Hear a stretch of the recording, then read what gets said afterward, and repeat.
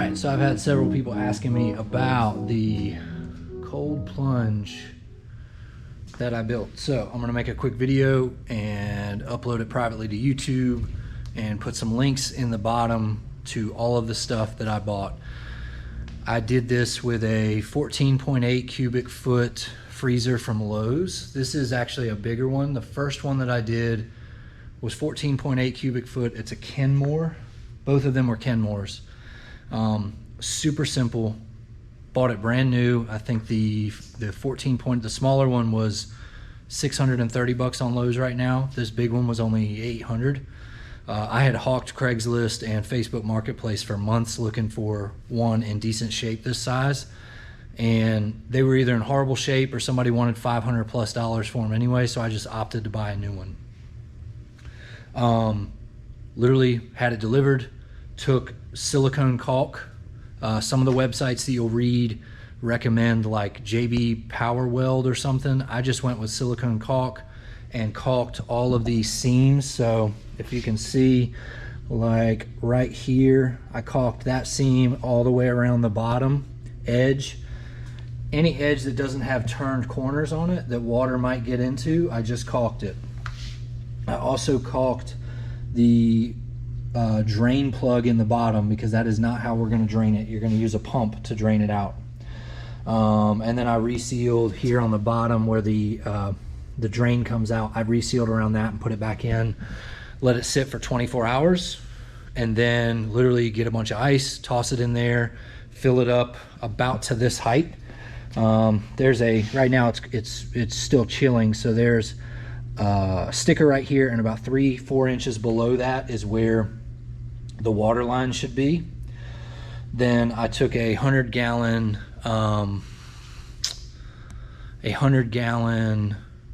fish tank aquarium filter and put that in there. And then you get a GFI, one of these from Amazon. It basically just cuts it off if there's a short to keep you safe. But of course you are not going to get in this thing with it plugged in at any point. But you plug this into the wall, and then you plug this home brewing thermostat kit into the GFI outlet. This will allow you, once you change it from Celsius to Fahrenheit, you can set parameters on it. I've set mine to 35 degrees, plus or minus about 1 degree. So as soon as it hits 36, it'll cut on and chill. I had to move it, drain it, and move it yesterday, so it's still coming down to temperature. But once it gets to temperature, it'll literally stay there. Once you get out after a couple people do an ice bath, it might be 38, 39 degrees, and you hop out, you plug it back in, it'll cool it down within an hour. So you've got the GFI outlet, you plug the thermostat thing into that, and then on here, it's made for home brewing, so there's a function for cooling and one for heating. You just plug the freezer directly into the cooling side. You don't need to plug anything into the heating side, and it'll keep it cool. The only thing that I added this week that's a little bit different is an ozone generator, which again was another, I don't know, maybe 50 bucks on Amazon. And what this will do is sterilize the water.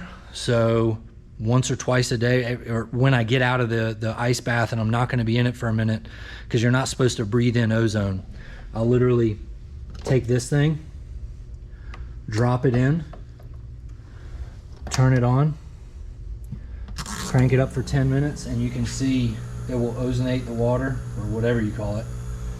And then when you open it, it will smell like that ozone smell, if you're familiar with that, but it sterilizes the water. The hope between that and the aquarium filter is that you won't have to change the water out as much. When I just had the aquarium filter, I'd say about every 2 weeks you want to change the water out. I'm hoping that with the Ozone Machine, I can limit that to about once a month or once every 2 months based on what I'm reading online. Anyways, that's it. The small freezer was $630, the big freezer was $800. All the other components you're looking at under $200 on Amazon.